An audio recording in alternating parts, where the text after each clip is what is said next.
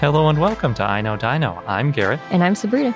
And today in our 340th episode, we have a bunch of news, including a brand new hadrosaur, which is very Parasaurolophus-like. Oh, the communicative one? Maybe. I don't remember seeing that. Maybe I missed something about it. I guess we'll talk about it. And we have an interview with Nussaïbah and Emma about rethinking paleontology, also known as decolonizing paleontology. For the last year, they've been analyzing where fossils were discovered versus where the researchers who published on them were from and found there was a large disconnect. So we talk about rethinking paleontology and how we might be able to improve that. And we also have Dinosaur of the Day, Amygdalodon, another sauropod. Can't get enough sauropods. You certainly can't. Hey, this one was a request. I guess our listeners can't either. Yeah. But before we get into all that, we want to thank some of our patrons. And this week, we'd like to thank Melina and Manoli, Kyle, Brendan Kavanaugh, Wouter, Albertosaurus, the Tolbert family, Remy Rodriguez, Stego Sophie, Rohan, and Joaquin. Yes, thank you. We really appreciate it. We really couldn't keep this podcast going if it weren't for your support. And we've still got watch parties going for our patrons. If you want to join those and also join in on all of the cool dinosaur discussions going on in our Discord, then join our community at patreon.com/iknowdino. Yes, indeed. I love that place. Jumping into the news, up first, as we often do, we're going to start with a new dinosaur. This one was written by Angel Ramirez Velasco and others and published in Cretaceous Research. Well, it's technically still in press, but it's been pretty much fully revised and peer-reviewed and all that, so I think it's safe to talk about. It's a new close relative of Parasaurolophus with a similar, I would say, beautiful head crest. Yeah, so this one was the one with the news headlines that said it's a talkative dinosaur.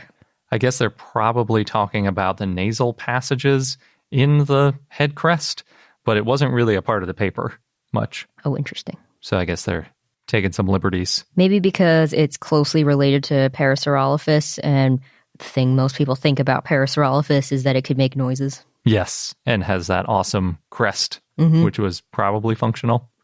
So yeah, it is a lambeosaur like Parasaurolophus, but this one is from Mexico. Its name is Tlatalphus gallorum. That's a tricky name. It is probably the hardest dinosaur name I've ever had to pronounce. So Tlatalphus, or Tlatolophus, if you prefer to say Parasaurolophus, is the genus name. And I'm going to do the easy part first. So the olophus is for the crest in Latin, just like Saurolophus is crested lizard, then olophus here is the same root word for crest. But the hard part is spelled starting with a TL, and it's based on Nahuatl, which is, as best I can pronounce the language, that we usually pronounce Nahuatl. So we've been doing it wrong. Yes. So it's really just two syllables, and it ends in that sort of soft T sounding thing. Really what it is it ends in what's called a lateral fricative, which isn't in a lot of widely spoken languages. It is in quite a few African languages and some Eastern Asian languages. And it's also in Welsh. It's called a lateral fricative. The lateral part means the air goes around the sides of your tongue. And fricative means that the sound comes from friction. So when you make like a s sound, that's like the sound of the air hissing around your tongue. And it's not actually your vocalization or like moving your tongue. It's just the friction of the air that makes the sound. So it's the same thing with that TL when it's spelled in the Roman alphabet. But if you speak Welsh, you might be familiar with it because it's basically pronounced the same as the double L in Welsh, like Llewellyn, if you say it in the Welsh way, which I think is something more like Llewellyn.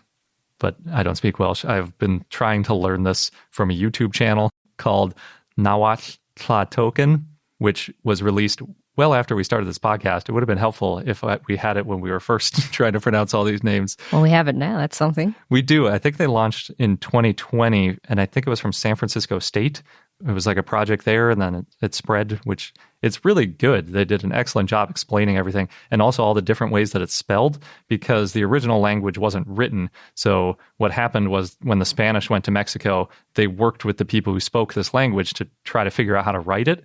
And then over time, it got changed. So there's like 4 different ways to write everything. If you're writing it in like a Spanish version, an English version, or like the traditional way of trying to spell things. But it's really hard for me to pronounce. Other people, I'm sure, wouldn't have such a tough time.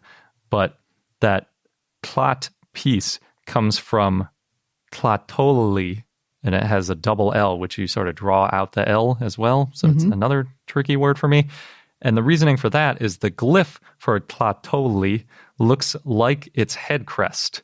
So it's like, so they describe it as a inverted comma. I think it looks more like a sideways comma. So like the top of the head crest goes back in the beginning looking a lot like Parasaurolophus, but then it broadens out to like the head of a comma, basically. It also looks kind of like an ammonite is another way to think of it, sticking off the back of the head. Like if the ammonite was on the head. Yeah, like if an ammonite was sticking out of the shell and like grabbing onto the top of the Parasaurolophus' head and just kind of sitting off the top back. That's basically what it looks like. So essentially the name means Tlatolli crest. So it's the shape of that Tlatolli, and then the crest part from Latin. But if you translate Tlatolli, it means word. So technically the name is word crest in English, but that sort of misses the meaning of it. The meaning of it is really to capture that shape. Exactly, from the glyph when it was before it got turned into a Roman alphabet. So very complicated. Tlatolli. Yeah, you got to like push the air. It's like you don't really pronounce the T. It's more like Tlatolli. The way they describe it was like Sid in Ice Age, and the way he sort of has a lisp. So if you put your tongue right behind your teeth, but really technically it's a little bit above that, like in between your teeth and the roof of your mouth, and then breathe around it. Tlatolli. It's like Tlatolli. Yeah, close enough. I mean, that's about as good as we can do, I think, since we don't have that sound in our language. It's very difficult. But I think most people are probably just going to pronounce it tlot or just tot or lot or something. Certainly most people aren't going to go through the effort of trying to figure out that this is a Nahuatl word and pronounce it the correct way. But it is fitting because both of our interviewees later in this episode speak languages that most people don't speak. So I think they would appreciate this dinosaur name. And then the species name, Gallorum, is also a combination of two things. It's for the Garza and Lopez family. The Ga part is the Garza family, and Lorum is the Lopez family. So it's the Garza-Lopez family species. That's nice. Yeah, they decided to honor them because they were involved with the discovery and the collection of Tlahtolophus. So Tlahtolophus was found in Coahuila, Mexico, like a lot of dinosaurs that we talk about lately, in the Cerro del Pueblo Formation. And I should be rolling that R if I was capable. It's from the Upper Campanian, which makes it about 73 million years old, and therefore about the same age as Parasaurolophus. It was actually originally found in 2005, and back then they just discovered part of the tail and figured that it was probably from a hadrosaur. It's hard to tell much from part of a tail. Yeah, but I guess there was enough there to guess that it was probably a hadrosaur, and that might be why they didn't come back for another 8 years, because hadrosaurs aren't usually the most exciting dinosaurs that people rush to dig up. Those cows of the Cretaceous. Yeah, I still think of them more as horses, but yes. In 2013, they did end up going back, and when I say they, it was actually two teams together in a joint expedition, and it was the Mexican National Institute of Anthropology and History and the National Autonomous University of Mexico that went to collect the tail. A lot of joint efforts here. We've got the joint species name and then the two different teams. Good team effort for this dinosaur. Yes. I also thought it was interesting that it was an anthropology institute that was helping. I think there is a lot of overlap between anthropology, or at least the archaeology side of it, and paleontology, since you're digging stuff up and being careful with it. So as the researchers expected, they did end up finding a great tail, and it was worth going back for sure. But they didn't find much of the limbs or abdomen, And I guess we're lucky that they kept looking out a little bit farther and ended up finding that amazing skull, which is almost entirely complete. Oh, wow. It is also the most complete lambeosaurine ever found in Mexico, and it has quite a few unique features in its head. In fact, all of the unique features that they describe are in the head. They don't even really bother to talk about the tail at all in the paper. I'm sure there will be subsequent studies. Seems like a really good fossil to give us a better idea of what certain kinds of dinosaurs may have sounded like. Yeah, I have a fun fact that's a little bit about that, going into how we know what dinosaurs sounded like. But even though they don't include the tail, the head is a lot to talk about. So yeah, they don't really need to talk about it.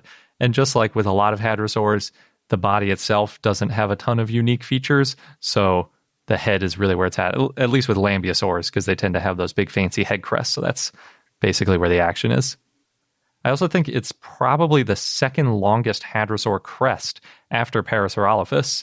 So most lambeosaurs or lambeosaurines have crests above the eyes and snout, and they sort of stick more upright, sort of like they're wearing a top hat or something. It's a general look Those of them. Fancy dinosaurs. They do look fancy. Top hats. Yeah. Definitely fancier than the Saurolophines that just have like their regular heads. But Parasaurolophus and Tlahtolophus both have crests that extend well behind their head and have a pretty different look. In fact, when you're looking at all the other lambeosaurs and then you look at Tlahtolophus, you mostly, or at least I think, was that bent backwards? Like, was it supposed to be up, sticking up out of its head, and then it got like smushed back and ended up looking in a more flattened or something. Yeah, or just, sticking behind its head, whereas usually they stick more upright, which is, what we see in like Spinosaurs and all that kind of stuff, where it's like the taller, or Stegosaurs, all these animals seem to want to be as tall as possible to look bigger and look more impressive.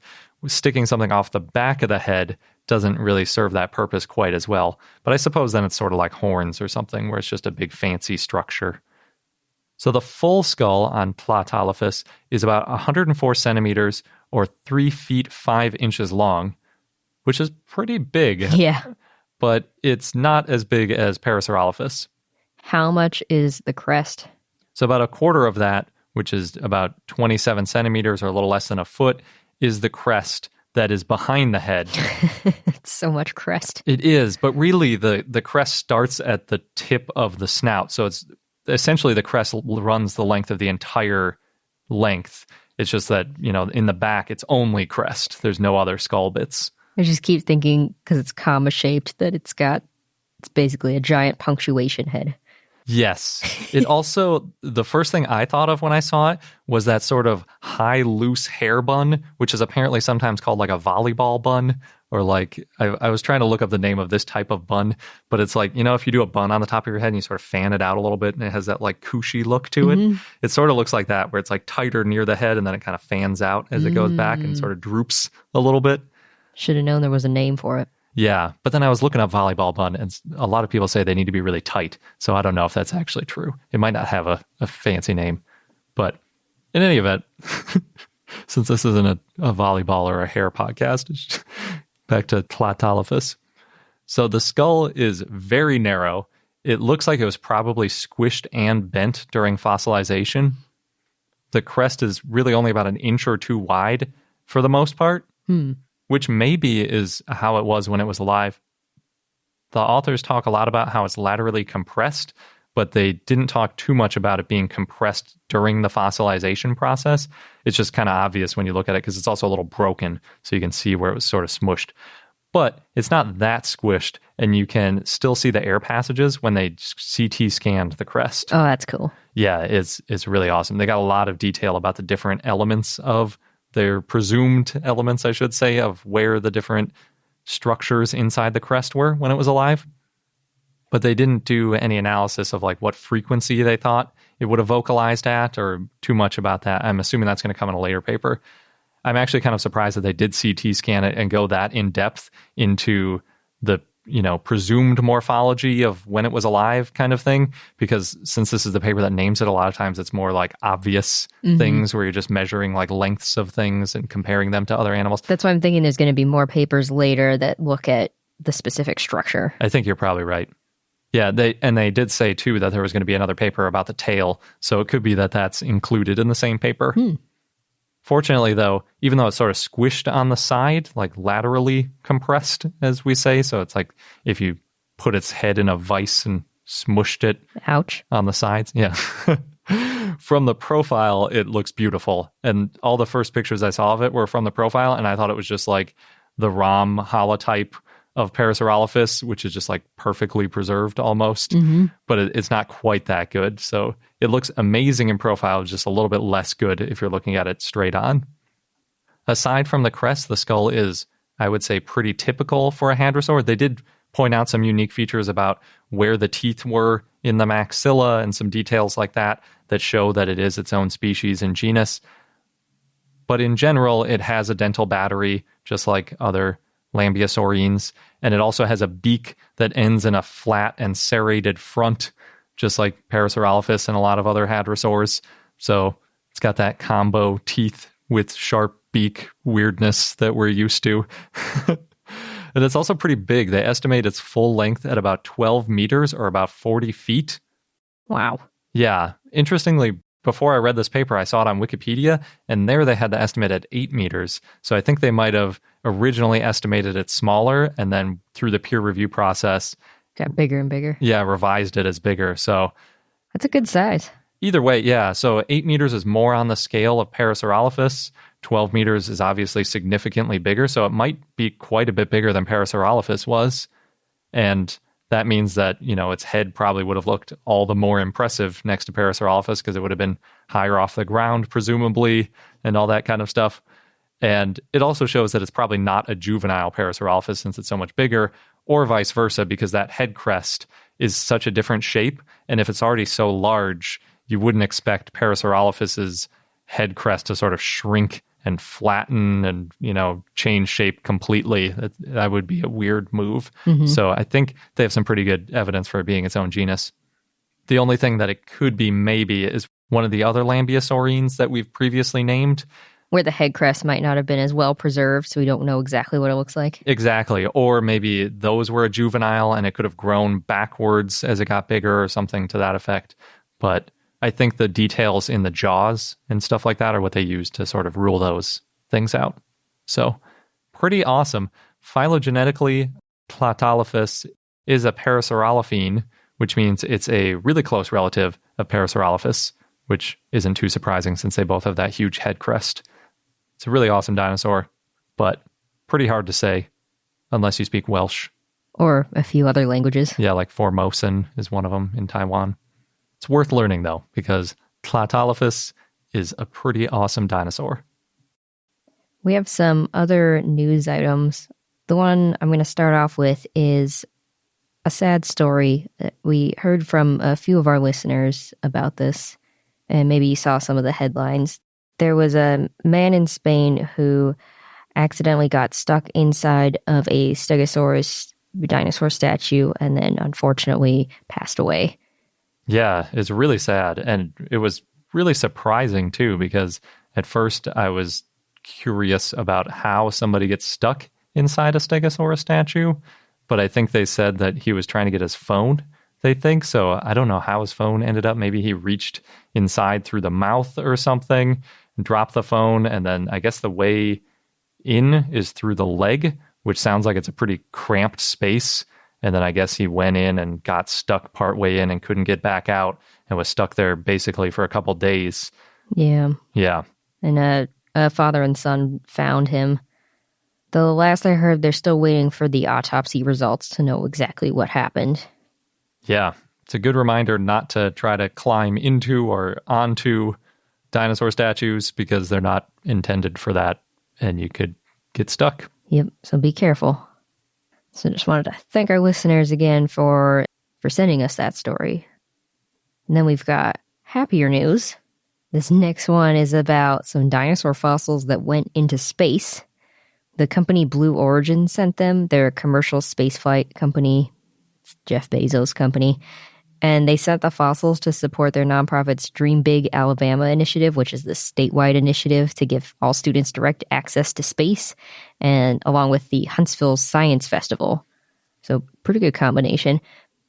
These fossils, they were on the last test flight that took off on April 15th. They're dromaeosaurid fossils, and they sent about 200 small bones that all fit in this 4-inch, 10-centimeter vial for the flight. Why? If it's a test flight, don't put valuable paleontological specimens in it. It was the last test flight, so still maybe a test flight. They thought it was okay. I'm opposed to these things. Just bring up a dinosaur toy like they did on that recent NASA thing. They're lighter weight. That's what's important. And, it's not going to break into pieces and be hazardous. Well, it worked out. They were there for about 10 minutes and 10 seconds. The flight went 65 miles or 105 kilometers above the ground. Oh, wow. That's really high. And the fossils were also with 25,000 postcards and a test dummy that was there to collect data about the passenger experience. So there was no human on the flight, but they're like, let's put a bunch of valuable fossils in it.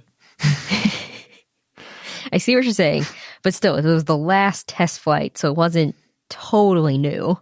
Yeah. And now the fossils are being mounted and presented to members of the Club for the Future and to museums around the U.S. Because they can be like, this fossil went in space. Yes. And the fossils will also be on display at the Huntsville Science Festival, which is happening at the end of October this year.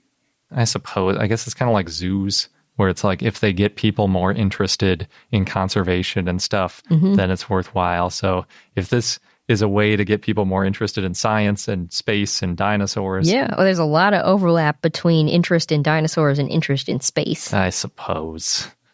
I just don't like it. I think there was a quote or something too about, the asteroid hit and killed these dinosaurs, but, by sending these fossils into space, it's kind of like, look at the reverse. I guess. I mean, honestly, when that impactor hit, it probably flung some fossils into space as well. Yeah, it's true. Because it hit so hard and ejected so much material. And there were plenty of dinosaur fossils back then. So then I read that there's I think we've talked about this before, other dinosaur fossils that have been sent to space, but I couldn't remember the details, so I wrote them down here again. There was a Maiasaur eggshell sent in 1985 on the Challenger, and then a Coelophysis skull in 1998 on the Space Shuttle Endeavour.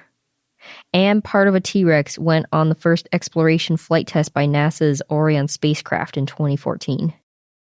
We've also got some museum news. So Eromanga Natural History Museum just opened their new reception and coffee shop. That was the new building. They got $6.5 million funded by the council and the government. And they were telling us about it when we visited them in 2019. Nice. I'm glad they got that because it was sort of like half. I think they had gotten half of it at the time. So it's good to hear that they got the rest of it so they can finish their buildings. Mm-hmm. And they have this family prep program to teach people how to prep fossils. So people can go there now and learn. And they had their annual dig in May where they found a new dinosaur dig site. Well, the dig site was found in 2018, but in this latest round of digging, they found a bone bed. It's about an hour from the museum, and they think that it contains a new species of sauropod. Yeah, that's going to be great. It's supposed to get published any day now. No, this is a new one that they just found. Oh, another new one? Jeez. Yeah. Okay. Yeah, so it's about 95 million years old. They found mostly vertebrae so far. They're thinking it's going to take them 3 to 5 years to fully excavate. Oh, wow. That's cool. I think that $6.6 million is more than just what's open so far, too. So they've got a new reception area, but I think there's also some new larger buildings where they're going to do a full-scale Cooper and some other plans for that. So I can't wait. We're going to have to go back to Eromanga. Oh, yeah. In Saskatchewan, Canada, and East End, the T-Rex Discovery Center is open again. And over the past year, they've made some upgrades. And that includes adding an interactive paleo lab. And they opened up their research lab so visitors can learn from real paleontologists. Nice.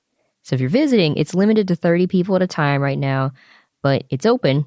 Just wear masks and make sure you're doing social distancing. In the U.S., in Jersey City, New Jersey, Liberty Science Center has the Sue the T-Rex Experience exhibit, which we've talked about. It's that traveling exhibit. They had this really big inflatable dinosaur on the roof to let people know that there were dinosaurs there. It's like the museum version of the wacky waving inflatable arm flailing tube man at a car dealership. Yeah, they had a 25-foot tall dinosaur with a Band-Aid on its arm because they said it got the vaccine. Don't inject into inflatables. That's not going to go well. I don't think they actually gave it the vaccine. So the Sue the T-Rex exhibit is open from now until January 9th of 2022. Oh, wow. That's going to be there for a while. Mm-hmm. Someone was asking us recently where that was going. So now we know. The answer is New Jersey for the next year and a half. There's a new glow-in-the-dark dinosaur coin out. Oh, how does it glow? It's a Deinonychus, and the Deinonychus glows. Oh, it's not like radioactive or anything. It's just like regular glow-in-the-dark. What? Why would people sell that? People sell radioactive things to glow. Huh. Well, I didn't look into the details of how it glows. I was looking at the dinosaur parts of it. It's the Austrian Mint made it. It's part of their Supersaurus series. This is the 7th coin in the series. And on it, it's Deinonychus fighting Xenoceratops, but only the Deinonychus glows. That's cool. I like it. I wonder why they picked Deinonychus and Xenoceratops for Austria. Maybe it looks nice glowing. I see it's nice and feathered, though. That's important. Mm-hmm. At its face value, it's €3. Can you actually get it for €3? Actually, I just looked it up. All of these coins, I think you can buy them for about €10. Oh, nice. And they've got, it's not just of the dinosaurs. There's Therizinosaurus, T-Rex, and Ankylosaurus. Oh, and Spinosaurus. But they also have Mosasaurus. They have an otter, shark, owl, frog, turtle, parrot, wolf, kingfisher, crocodile. Oh, kingfisher's another dinosaur. Oh, there we go. A tiger and a bat. Ooh, I like bats too. Are these all glow in the dark too? Mm-hmm. That's really interesting. Now I want to get all of them. Was it €10 times like 10 coins? It's a little expensive. It looks like they started this series in 2016 with the bat. I doubt the bat's part of the Supersaur series, but it's part of their glow in the dark series. Maybe we need to get this Deinonychus. You want the Deinonychus and not all of them? Well, I want the Ankylosaurus and the Therizinosaurus too, obviously. And the T-Rex? I guess. We've got some T-Rex coins already. In North Fork in New York in the U.S., there is a Winosaur dinosaur. Interesting. Yeah, it's this Brontosaurus that's made out of wine corks. Is it like full scale? I don't think it's full scale. Well, maybe full scale juvenile. Ooh, that's pretty good. It's pretty big. Yeah, so this couple who makes wines and they have a small winery made the Winosaur dinosaur, and they got a frame from a topiary company, and that company based the frame on a toy and made it bigger. So this Winosaur is 18 feet long and 7 feet tall. Oh yeah, that's big. That's definitely big enough to be a full-scale juvenile. And the skin's made of the wine corks. They started this in October of 2014. Is it all wine that they drank? It's wine that they made and sold, and then people brought back their wine corks. Oh, okay. So I was going to say, they might have a problem. No, no, so people sign and date the corks, and then they add it to the dinosaur. Oh, cool. And they have, right now, over 6,200 corks. Wow. And they're expecting it to take another 1,000 to, quote-unquote, fully come to life. It looks pretty filled in, but I guess there's missing parts. Maybe there's like a little bit of the tail left to build or something. Yeah. I wonder if after they're done with this one, they'll collect like another 50,000 and make like a parent for it or two. Or a different type of dinosaur. Yeah, that'd be cool. And back in New Jersey, near Wall Township in the woods, until recently, it was a mystery artist who'd been making dinosaurs out of twigs and twine and some bones. But now people know who the artist is. It's Robin Ruggiero. And she started hiking there a few years ago, and then she'd look at a piece and think, oh, that looks like a dinosaur tail. And her first one, she turned into a T-Rex. And she said the art helped her get out of a dark place. So she started making more. She made Triceratops and Stegosaurus, and then other animals. They got a mother and baby pteranodon. Now she's working on a butterfly. And people who were hiking in the woods started noticing, and the dinosaurs are even marked now on Google Maps as the Aller dinosaurs because it's in Aller State Park. And some people call the area Robin's Woods. That's pretty good. You get a woods named after you if you make enough dinosaurs. Yeah. I don't think she was comfortable with the name, but it's pretty clever. And the last bit of news is about a dinosaur prank. This happened in South Carolina. This man, Russell Barnett, played a prank on his friend Mike Brandt. Apparently the two have been pranking each other since 1997. It's a lot of pranks. Yeah, there's a lot of pranks. So in this latest one, Russell made 51 posters that had his friend Mike's phone number on it. On the poster, it said to call that number and leave their best impression of a dinosaur roar for some sort of contest, and that the top 5 people will make it to the next round and be contacted by June 1st. And he posted these all over Charleston, South Carolina. Apparently, it only took 3 hours to fill his friend's inbox. Which is people roaring. Of people roaring, yeah. And Mike didn't know it was a joke at first, so he's texting his friend like, I'm getting these strange messages. I don't know what's happening. But then he got it when somebody left a message saying, did I win the contest? Or something that mentioned the contest, or maybe they sent a picture of the poster, so he figured it out. That's pretty funny. And even once his voicemail was full, people kept calling. So he's getting calls all throughout the night. And some people started attaching audio files as text messages. Because they couldn't leave it as a voicemail? Yeah. Oh, man. Pranks that leave people's phone numbers in the public space are kind of messed up. So, well, once he figured out he's being pranked, he and his friend took down all the flyers the next day, and then most of the calls stopped. Most of the calls. See, that once it's out there, yeah, especially if someone posts it online, then it's never going to stop. In the article I was reading, they had a picture of the poster, but they didn't show the phone number. Well, that was nice of them. Yeah, he might have to change his phone number. Yeah, he said he was thinking about it, but then most of the calls stopped after they took down the flyers, so. He's going to have to change his voicemail to, don't leave a dinosaur roar, that was a prank. Well, I want to know if there's still going to be a next round. I mean, legally speaking, you can't just claim there's a contest and leave people hanging. You have to actually follow through with what, you can't just promise people random stuff and not give it to them. There was no promise of a prize. But it has to be something. If you say there's another round, you got to give people something. Yeah, I'm curious what that round would be. Yeah. Because there's this concept in the American legal system, at least, where if you're doing some work for a contest, you can't just be like, oh, we decided not to give you anything. But that requires someone to sue, and they probably wouldn't do that if they know it's a prank. But that doesn't have to do with dinosaurs, so. It's true.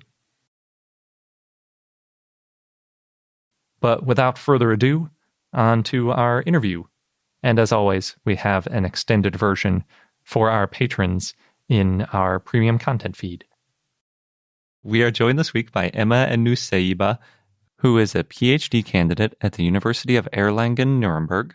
And Emma is a postdoctoral researcher at the University of Birmingham.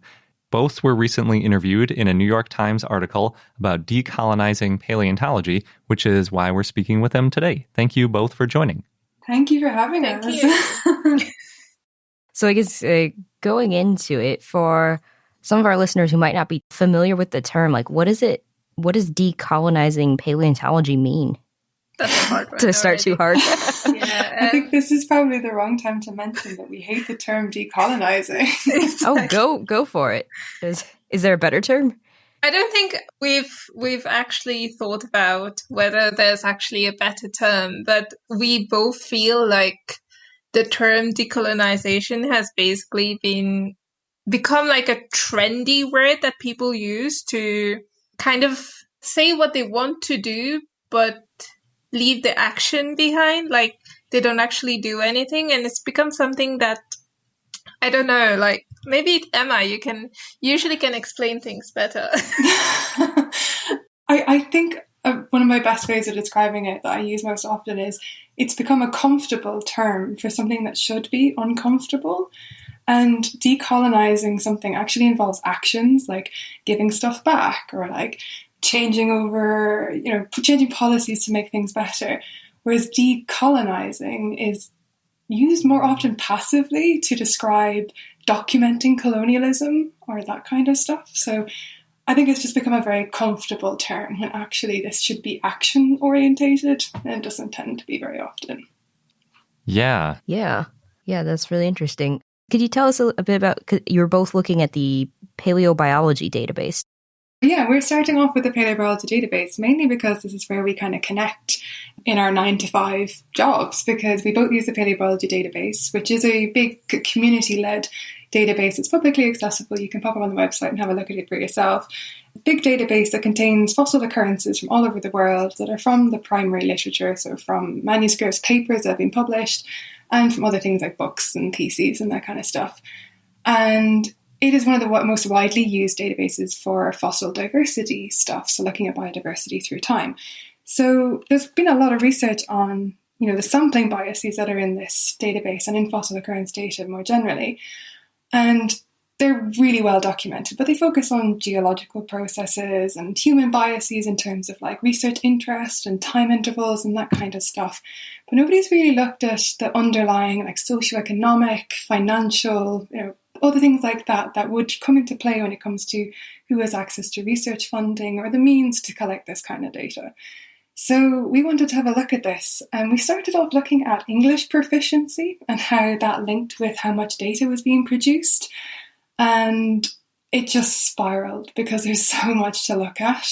Mm-hmm. Maybe you want to pick up from there, Nussaïbah, because I'll go in all directions. Yeah, so actually I kind of started looking at this maybe 2-3 years ago.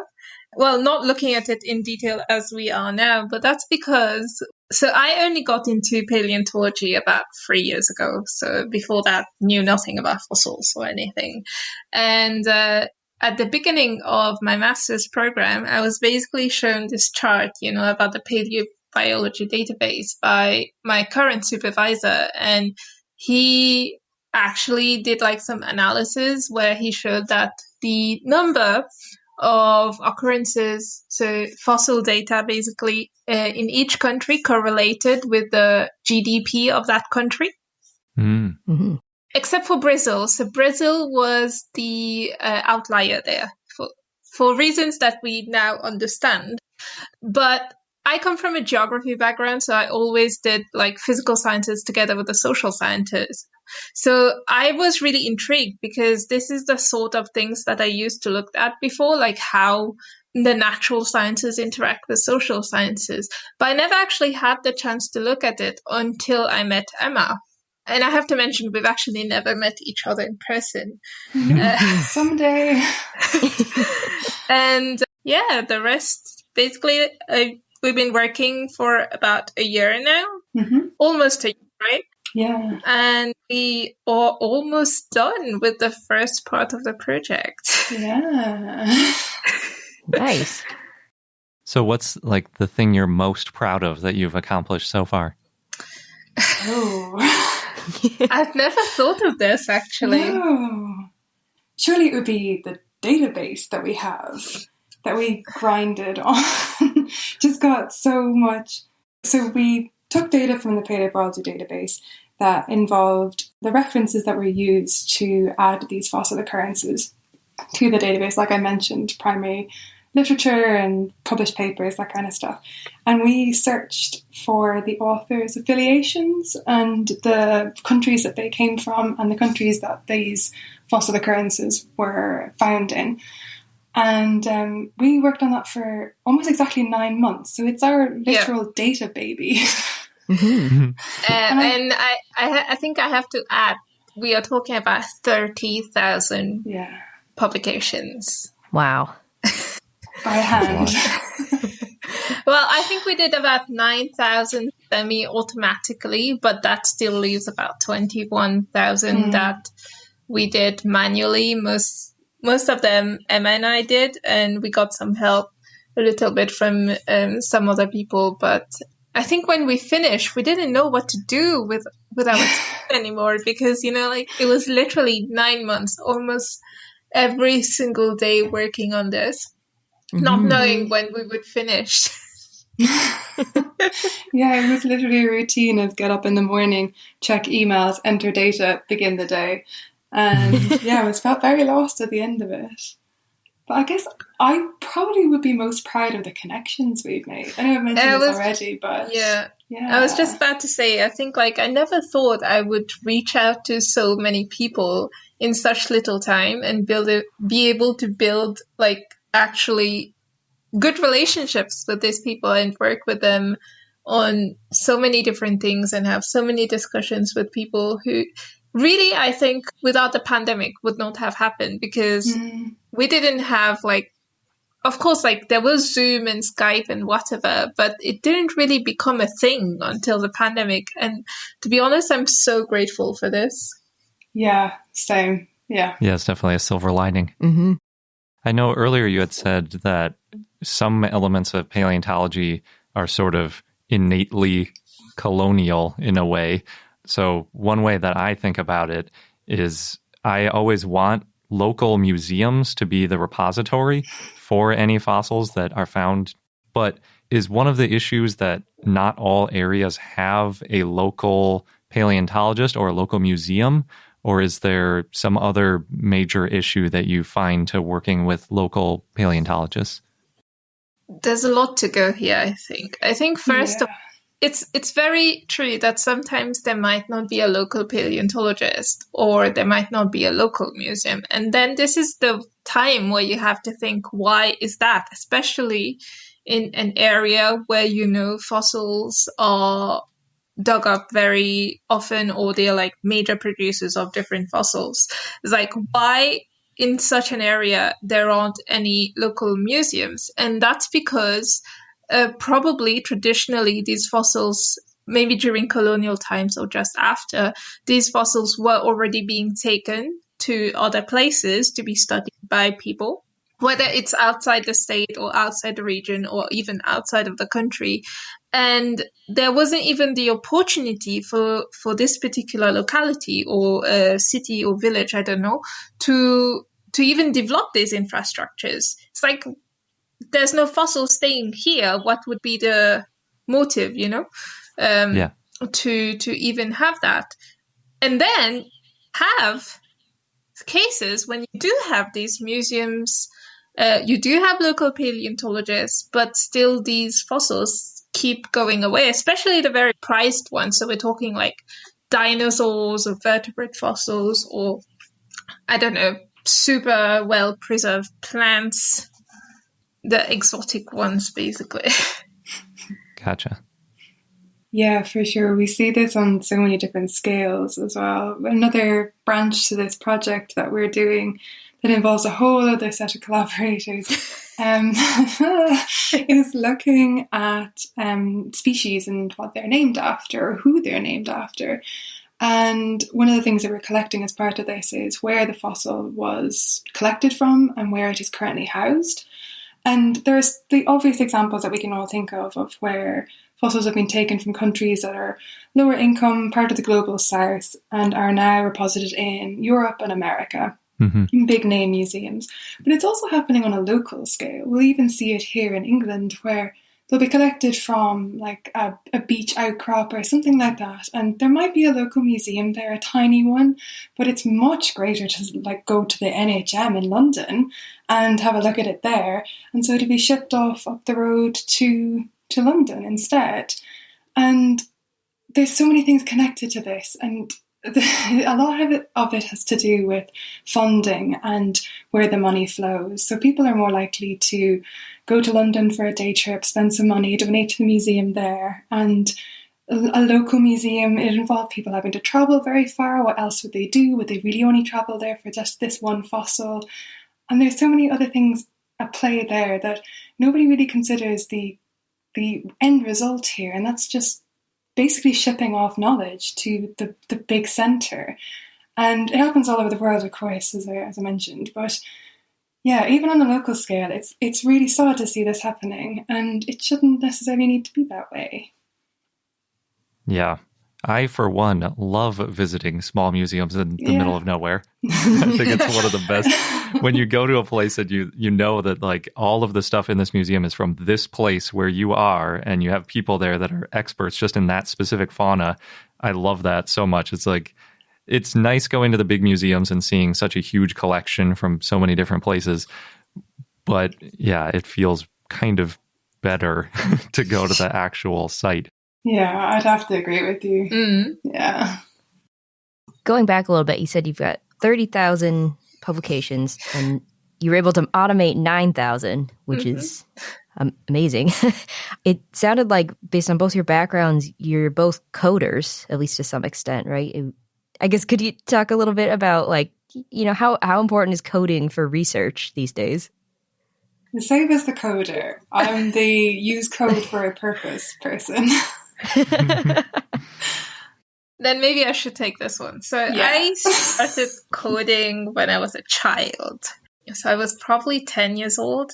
My parents said it was earlier, but that's my earliest memory of coding.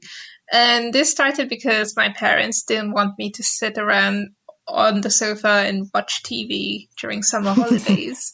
So they decided to send me to, let's call it coding school, except that it wasn't a school, it was just a friend of my father who was a computer science lecturer who also had a daughter of my age. So basically he was doing babysitting and teaching us how to code at the same time. For me, I would say that coding is probably the reason I am in research, because other than that, I don't think I have many other skills. That's so unfair. This is how I was trained. I was trained to basically use data. This is what my degree taught me, rather than, like, if you give me a fossil, I wouldn't know what to do with it. Really. But if you give me data, I definitely would be able to work with it. And I think it is definitely a skill to have, but it shouldn't be the only skill that one has. And the collaborations come into play where, for example, if I don't know something about a certain fossil, let's say, but someone else knows it, but is not a very good coder, this does not make them less of a researcher, right? It just means that we have different skills that we can bring together to work on something. And this is something I think that a lot of people forget, because we are, in the age of big data, and we need to be able to disseminate all this data that we are collecting. But we tend to forget that there are actually people at the other end actually doing the manual labor to collect this data, and that they should be also recognized for their work as well. And this is something that I hope changes in the future, in the way that certain people are viewed based on what they do or what skills they don't have or have. Yeah, that's similar to in paleontology. We talk about how a lot of times the preparators don't get a lot of attention, because it's the people that find it and the people that publish it that get a lot of the limelight. So I agree that the data is so important. And we've even seen talks at SVP and things where everybody's using the same data matrix for a long time, and then someone goes back and actually looks through the data and says, like, wait a second, that's not how I would characterize this. And it totally changes like a whole phylogenetic tree, because somebody actually realized how important the data was and paying attention to it for once. Exactly. So if you only automated 9,000, that means you spent your time for those 9 months entering manually 21,000 of the entries? Correct. Yeah. Oh, man. It was a real... when you describe it like that, it really does sound quite arduous and a bit boring. But I actually really thoroughly enjoyed it. We kind of we split the work by Nussaïbah coming back in time and me going forward in time. So I started in the 90s and worked upwards towards current years, and Nussaïbah worked the opposite. And I got the really cool stuff that happened while I wasn't even born in some of these years. And looking back on this research, I don't think I would ever have gotten another opportunity to look at some of the really big names in paleontology that I now know, and the really boring papers they wrote that aren't famous. There's some really cool stuff in there. I also learned quite a lot about Irish paleontology, because Irish paleontology nowadays is really quiet. There's not really much going on. But back in the day, when there was a lot to still kind of look at, 10, 20 years or so ago, and when there was actually Irish researchers looking at it, they wrote on a bivalve or a brachiopod, here and there, but it was still it existed, and it was really cool to see that. And I found some really great hidden gems in there, and also I learned about countries that I never knew existed. So yeah, I really thoroughly enjoyed it. But I think it was also going through this data manually that gave us some insights that probably we would not have picked up. And I think one of them would be Myanmar amber, because I don't think we knew much about Myanmar amber going into this project. And then we kept seeing like this popping up, like there was amber discovered in Myanmar, but done like research by this paleontologist or this paleontologist. And it became really rare to actually see a local Myanmar researcher. And then I was like, Emma, did you notice this? But back in the 90s, I think we didn't have this. And then that's how we started looking into this and also started researching the controversies around Myanmar amber. And I think like we would never have gotten there without going manually through this data. Yeah, definitely agree. Yeah, the Myanmar topic of the amber, I went down, I don't remember, I spent a day or two reading all about the history of the conflict in the area, and it's so complicated. And I was hoping, because we watched your YouTube video where you're talking about Myanmar, and I was like, what's the solution going to be? I'm so excited. And then you got to like the end and you're like, I don't have a solution. It's very complicated. But do you think there's anything that would help, I guess, is something I wanted to ask you. I think maybe putting myself out there a bit too much. I think the solution is very simple. If something is problematic and it's very obvious that it's problematic and we have multiple evidence like stems for this, don't do it. I think making a hard line is always really hard, particularly when it comes to such a multifaceted, complex problem. But I really do think a hard line is quite appropriate here. I just want to clarify, when you say don't do it, would that be don't purchase the amber, or would that be don't publish on the amber, or? So that is even something, again, there's lots of parts of that. I guess right now, the it would be don't acquire any amber from Myanmar, right? The current situation that's currently going on in the country really doesn't lend itself to very ethical resource collecting. And that's, I guess, it right now. But speaking like further back in time, there is a lot of problems related to the military and a lot of other problems that are very obviously linked with the acquisition of amber. And that's another don't do it in that sense of like, do you really want to be linked to these kinds of activities? And should it ever come to it where there's a prosecution or a legal case brought against somebody for doing this kind of stuff, it's quite clear-cut in the law. Going then even further back in time, there's collections dating back decades that are housed away in different museums all across the world. And that, I guess, is the grey area, is that do you know when it was collected? Is it obviously linked to bad practices or problems? So, yeah, there's a lot of its, is my answer there. But I also think most amber that was acquired would have been after the 2000s in any case, which is when, the amber frenzy would have started when they discovered that, actually it's not Eocene, it's Cretaceous. And it's like, it gives us a window into the times that the dinosaur lived that actually started the amber collection. Before that, I think there are mentions of like some collections and things like that. But also, after the 2000 is actually when Myanmar amber started becoming more accessible. So most people or most institutions that would have acquired amber would have done it during a time when the military was already involved in the economics of amber or even Myanmar. Mm-hmm. Yeah, but I think it's only now that paleontologists or maybe natural scientists are starting to think about, just because it's natural sciences doesn't mean that people are involved, and we should actually care about how local people are impacted or how others are impacted rather than just our own research. But to be honest, until, for me at least, the academic system changes into a more inclusive way of working, I don't see this happening. Yeah. One of the really difficult things for me with Myanmar, and I've heard some who have worked on this amber have stated publicly that if we don't, as scientists, buy it and research it, it's just going to get sold as jewelry.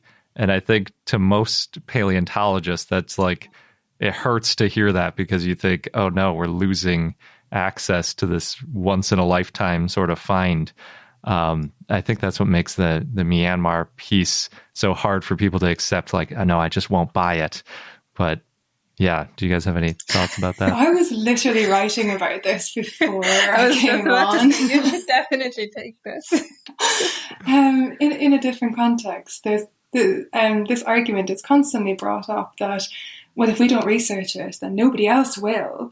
And you can think about this from so many different angles. And the angle I was thinking about it for the thing I was writing today was that people will use it to justify exploitative work.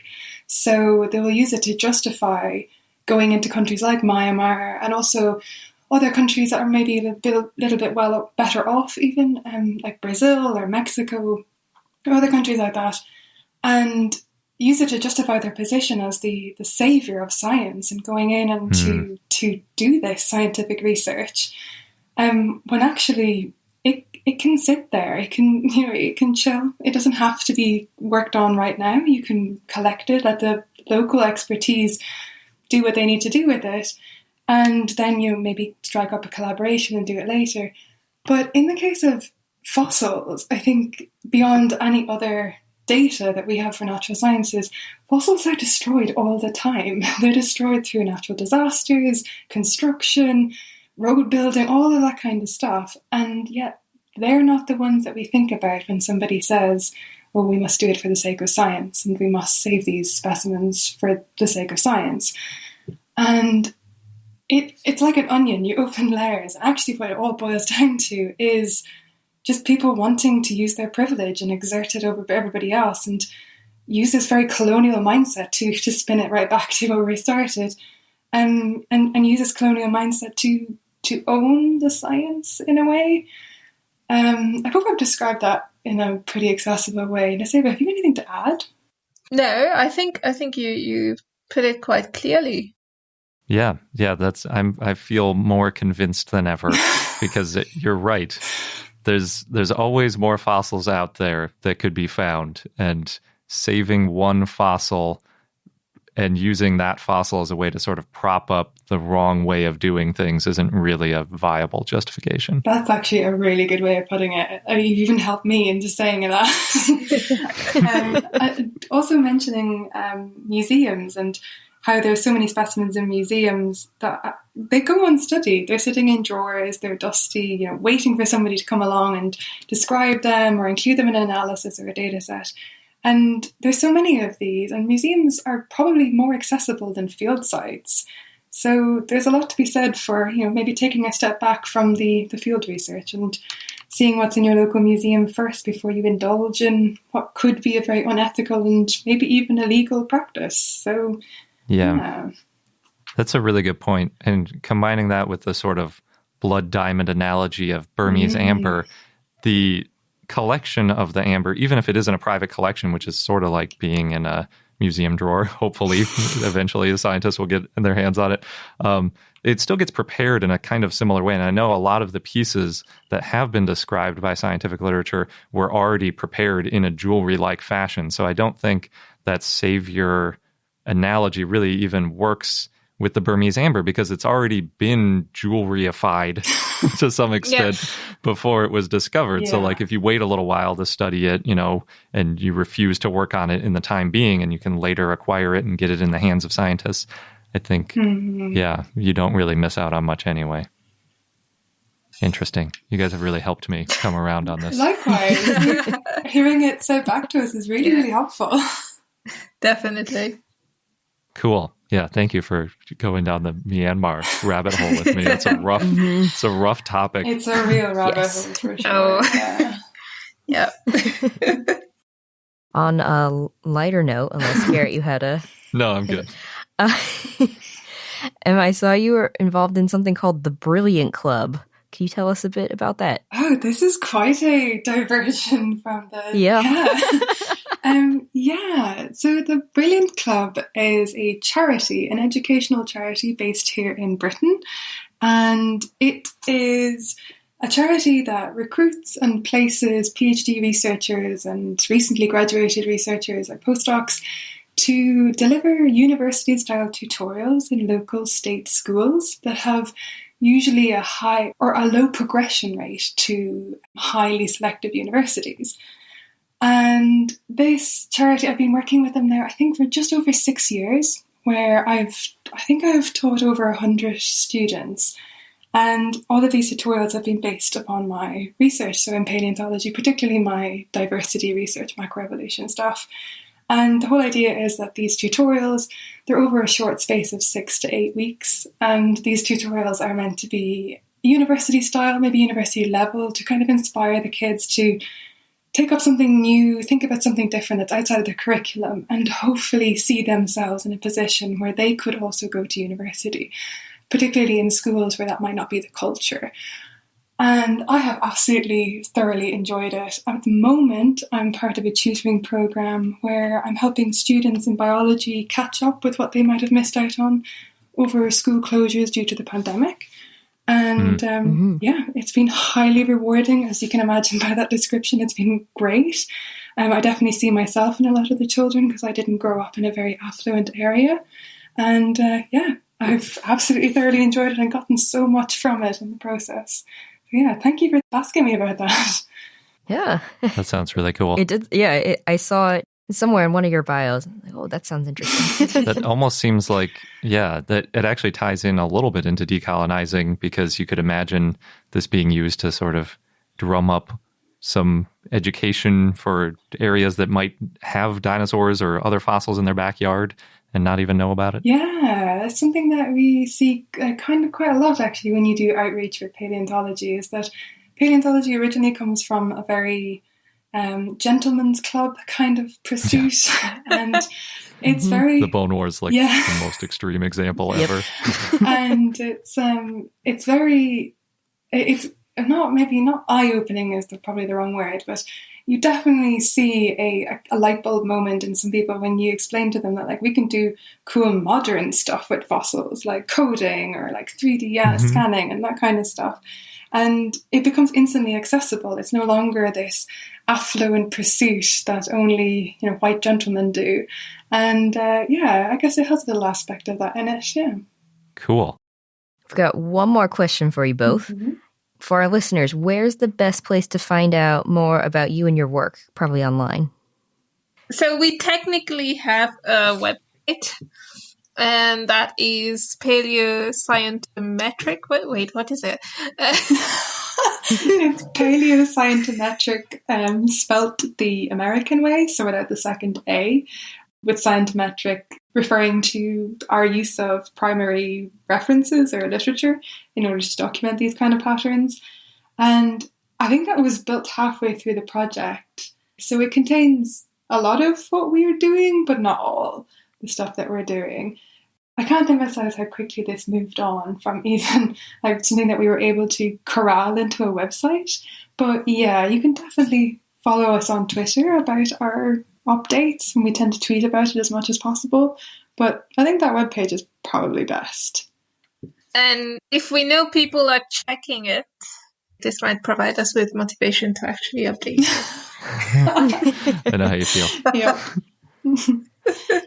So what are your Twitter handles for anybody who wants to follow you? Mine's at Emma and then DNN. So just take out the vowels out of my surname and there you go. And mine is at Mauritian Tales. Nice. Mm-hmm. Cool. Well, thanks so much for taking the time to chat with us today. Thank you so much for having us. Said in true unison fashion. Yeah. Thanks again so much for chatting with us, Nussaïbah and Emma, and telling us about all the different kinds of work you do. It was really interesting to hear. And now on to our dinosaur of the day, Amygdalodon, which was a request from Elrex via our Patreon and Discord.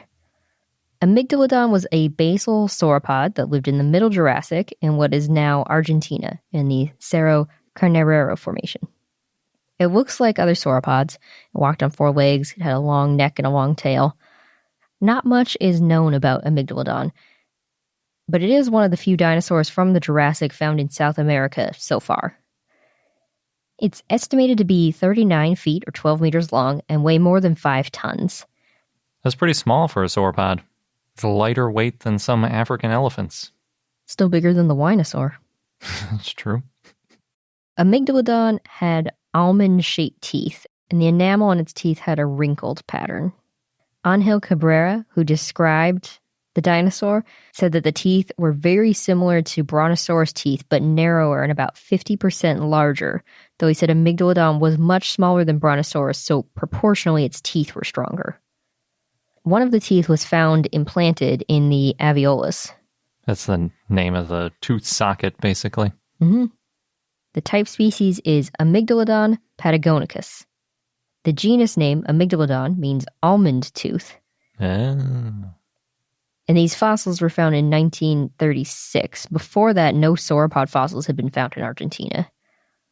The holotype includes vertebrae, ribs, 4 complete teeth, 3 partial teeth, a partial pelvis, and a shoulder blade. Angel Cabrera, who described it in 1947, at the time was the head of the Department of Vertebrate Paleontology at the Museo de la Plata. Alejandro Piatnitsky had mentioned in 1936, quote, bones of a saurian of no less than 5 to 7 meters long, end quote, in deposits in Chubut. And in 1947, Dr. Tomás Suero confirmed the fossils and excavated them. I always like it when people describe dinosaurs as saurians. Yeah. These fossils were found, quote, in a bed of sandy, tough, and bluish-gray clay. Rodolfo Casamicuela re-described Amygdalodon in 1963 and found that fossils Dr. Tomás Suero had found, as well as other fossils previously found by Piatnitsky, belonged to Amygdalodon. In 2003, Oliver Raoult revised Amygdalodon and found that the fossils described belonged to at least 2 individuals and that some of those fossils may belong to a different species, or they may also show different ages of the same species. He made an anterior dorsal vertebra the lectotype and said that only 3 vertebrae were definitely Amygdalodon. And I think also the teeth, although that seemed a little unclear, and the rest were indeterminate eusauropod material. It's interesting that the teeth might not be part of the lectotype, considering the name means almond teeth. I think the teeth were, it just wasn't explicit in what I read. Gotcha. And our fun fact of the day goes back to lambeosaurs. And to summarize it, it's probably more accurate to think of the head crests on lambeosaurines as an extended snout that goes all the way over the back of the head from the tip of the mouth, but like extending backwards, rather than thinking of it as a structure that grows out of the back of the head. Is it because of the nasal passages? Yeah, so basically, if you look at Parasaurolophus and its head crest, it's actually a continuous structure that starts at the tip of the snout and then extends all the way back to the back, and then even in the case of Parasaurolophus, back behind the head. And that's why the nasal passages go that way. It's because it's literally the nasal passages at the front of the snout expanding all the way back, up over the head, above the head, past the eyes, past the back of the head, and sticking all the way back out the top. Is crazy. But it's all that same structure from the front of the snout that goes all the way back there. And now when I look at a Parasaurolophus skull, what I see is that extending snout going back over the top of the head rather than just seeing like something sticking out of the back of the head. It's really interesting once you notice that it's all one structure. And again, that's why Parasaurolophus may have been able to breathe through it or even use it like a trombone to vocalize, because the nasal passages go all the way through that crazy structure. There's this great paper that you mentioned during the Centausaurus Dinosaur of the Day by Albert Prieto Marquez and Jonathan Wagner from 2013. And the title's pretty good. It's, quote, "The Unicorn Dinosaur That Wasn't," and unicorn is in air quotes, basically, "a new reconstruction of the crest of Centausaurus and the early evolution of the Lambeosaurian crest and rostrum," end quote. So it has this really great graphic showing the way that the crest evolved in Lambeosaurines. And basically, it starts with that premaxilla, which is that bone in front of the maxilla. And the maxilla is the bone that basically has all the teeth in Lambeosaurines. And then the premaxilla is just like the tip of the snout where it's a beak more or less. There might be a couple teeth in some of them, I'm not sure. But basically, it's just like a little keratin beak at the front. And then in these lambeosaurines, that premaxilla extends backwards up over the top of the head. And the nasal, which is usually, like one of the next bones on the snout, ends up getting pushed back above the eyes and usually ends up growing up. So it's like getting smashed back and then like pushing up. It reminds me of like plate tectonics. Like the premaxilla is like smashing into the nasal bone and like pushing it backwards. And it ends up, in a lot of them, it sticks straight up out of the head and forms the back of the crest. So it's like the premaxilla grows all the way up across the snout and then like smushes the nasal into the back of the crest. Really interesting looking. But in the case of Parasaurolophus, it's even crazier because that nasal actually ends up getting enveloped by the premaxilla, and the premaxilla goes all the way back to that very back of the head. It's all premaxilla. That entire huge structure basically is premaxilla. And that's also the case with Tlatolophus. So it also has just like all premaxilla basically, which is just crazy because premaxillas are just supposed to be in front of the maxilla. They're supposed to be a small bone. Like it's not suiting its name at all. I think if we found Parasaurolophus first, it would probably be called like the super maxilla or something because it's like all over the place, or like, just the top of the head. It's crazy how huge the premaxilla is in these lambeosaurs. So then another team in 2020 CT scanned the crest of Syntausaurus just to confirm whether or not that unicorn horn was a unicorn horn or if it was more of a larger crest. And what they ended up finding was the same thing that the team found in 2013, and that's that because there's some premaxilla at the front of the skull, and then there's some premaxilla on the top of that unicorn horn, there must have been a connecting premaxilla between the two. So instead, it's just like a lot of other lambeosaurs where it's just got this huge bulge on the top of its head and snout and sort of extends down the front across the snout. So yeah, that, as I called it earlier, that top hat sort of look, not a unicorn look. But a fancy look. Yeah. And then the CT scans, too, showed that there were the right types of structure you would expect if it was at the back of the crest rather than being, just its standalone weird horn. But there's also a really good gem in the list of papers that cite that 2013 paper. And it's one of the crazier cases of convergent evolution that I've seen. So there's this 2016 paper that cites the 2013 paper. And the 2016 paper is by O'Brien et al. And they found a lot of similarities between lambeosaurine nasal crests with Pleistocene bovids. What? So specifically the, quote, wildebeest-like bovid Rusengorix atopocranion, end quote. And I have no idea if I'm pronouncing that right because it's a mammal and I don't know. But basically, it's this wildebeest sort of looking thing, but it's got these nasal passages in the same supralaryngeal vocal tract, as they call it. In other words, like a way bigger vocal tract than you'd have on other animals. And they found that it formed in a really similar way to the lambeosaurines. Although, unfortunately, unlike Parasaurolophus and Tlatolophus, they don't extend behind the head. It's just like on the snout. It's just like a sort of bulged up snout like some of the other lambeosaurs, but not quite as much. It's not like a top hat. It's more like an extra tall snout that extends up above the eyes, almost more like a pachycephalosaur, like a dome head sort of thing, where it's just like this extra bony thing above its head. But obviously this is hollow because they can breathe through it. And that structure is really similar in that the premaxilla is extending back over the top of the head, and the crest is mostly centered above the eyes, like it is in most lambeosaurs, except for, Parasaurolophus and Tlatolophus.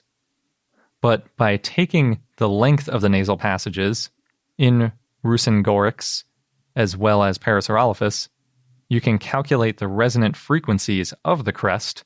So the longest tract in Rusengorix is 75 centimeters in the largest individual, or about 2.5 feet. That's a very long That is very tract. long. It's not all above the snout. It extends down back into the head a little bit. So it's sort of like the beginning of the trachea sort of thing. And that equates to about 250 hertz, also known as note B3 at the lowest or first harmonic.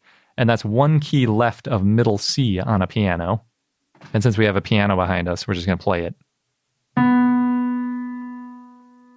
So it's the lowest harmonic of that. So that's when you play the piano, you also get the harmonics above it. So it's like the deepest root of that note, if that makes any sense. 250 hertz is pretty low.